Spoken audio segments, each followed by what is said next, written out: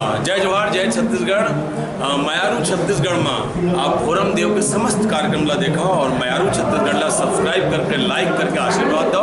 जय जोहार जय छत्तीसगढ़।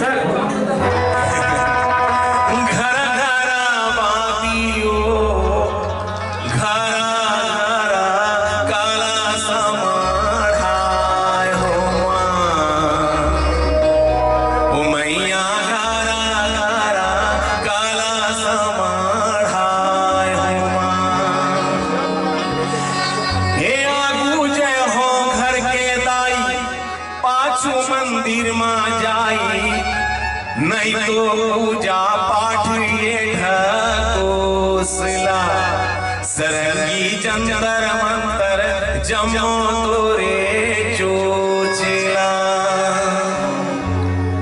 हे आगू जय हो घर के दाई पाछू मंदिर में जाई नहीं तो पूजा पाठ ये ढकोसला सरंगी जंतर मंतर जमो तोरे चोचला।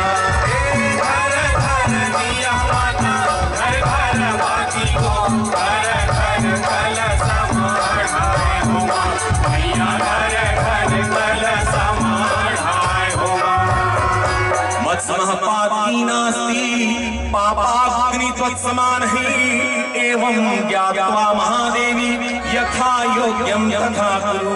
ए घर के दाई अंधियारी माँ बिरखाए उजियारी तू। घर के दाई अगर अंधियारी में हवा था दुखी हवा तो तैकत को हेलोजन लेप जला ले देवी दाई के दरबार में उजियारा नहीं हो। ओ घर के दाई अंधियारी माँ बिरखाए उजियारी तो। एक घर के दाई अंधियारी माँ बिरखा उजियारी तो तको जला ले क्योंकि ज्योतिला सरंगी जंतर मंतर जमो तोरे चोचला। घर घर दिया माता घर घर बाती हो घर घर कल समाढ़ाए हो माँ भैया घर घर कल समाढ़ाए हो माँ। वो खाना खाना दिया माता। एक चीज मैं देखा था ये हमारा बजाने वाला बढ़िया बजा नहीं है ये मतलब बजाए वो नहीं आए। मैं आए और हमारे लाइजिंग ऑफिसर भाई रोहित साहू जी ला पूछो रोहित जी का गिटार में बढ़िया आवाज है। रोहित जी कहीं नहीं तो हमें कलेक्टर साहब का सीधा करे कंप्लेन करे भाई मैं कलेक्टर शर्मा साहब का एक कीबोर्ड अच्छा आवाज है बोले नहीं तो हमें सीधा कोरी साहब एसडीएम करे चल मैं कहे का ढोलक का अच्छा आवाज है एसडीएम साहब बोले नहीं तो मैं पूछियो काहर अच्छा बाजा है तो तीनों मिलके एक साथ कही सरंगी जी दुनिया में सबसे अच्छा बाजा है तू हाथ के ताली। जिन जगह नहीं बाजिस ताली ते जगह सब बाजा ताली। तो हमारे छोटे छोटे कलाकार छोटे छोटे बजैया और आप बड़े बड़े कलाकार महान कलाकार ताली के बजैया। जय जोहार जय छत्तीसगढ़। एक बार हो जाए मतलब बताओ कैसे बजाए जाते हैं। 1 2 3 4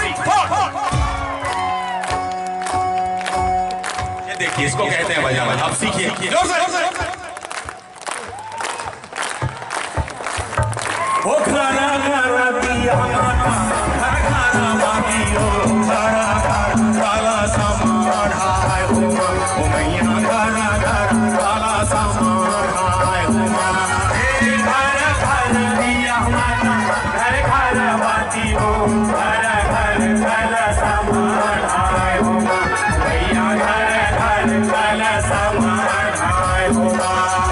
कोने माई के दिया बरगे रैया गाना पूरा कोने माई के दिया नी भूला झुमा ओ मैया कोने माई के दिया नी भूला झुमा कोने माई के दिया बरगे रैया मोरा गाना कोने माई के दिया नी भूला झुमा ओ महा माई के दिया बरगे रैया गाना पूरा बूढ़ी माई के दिया नी भूला झुमा ओ मैया बूढ़ी माई के दिया नी भूला झुमा माई के दिया बरगे रैया मोरा गाना बूढ़ी माई के दिया नी भूला झुमा। ओ खारा